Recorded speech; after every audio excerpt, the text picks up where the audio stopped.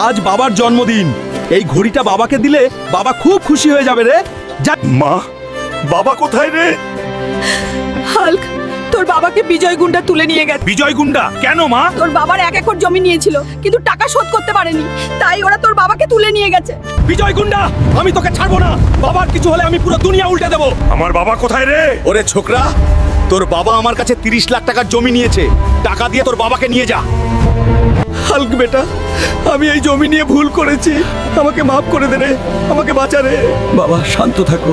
আরে ভাই, এখন আমি 30 লাখ টাকা কই থেকে পাবো? মনে পড়েছে, মামার কাছে চেয়ে দেখি।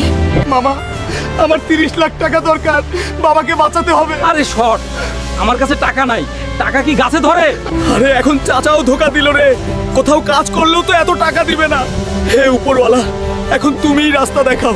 শোনো শোনো শোনো, কাল সকাল 10টায় পাশের ভাটি গ্রামে বড় কুস্তি খেলা হবে।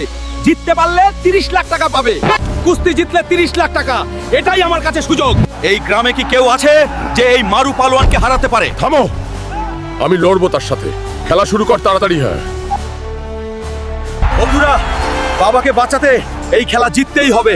এখন আমার তোমাদের সাহায্য দরকার। এই ভিডিওটা লাইক আর সাবস্ক্রাইব করে দাও। দ্রুত সাবস্ক্রাইব করো বন্ধুরা, এটা আমাকে অনেক শক্তি দেবে। আমার জেতার জন্য তোমাদের শক্তি চাই।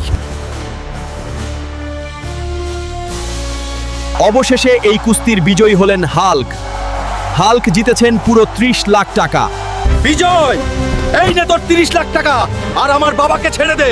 এরপর থেকে আমার পরিবারকে বিরক্ত করবি না।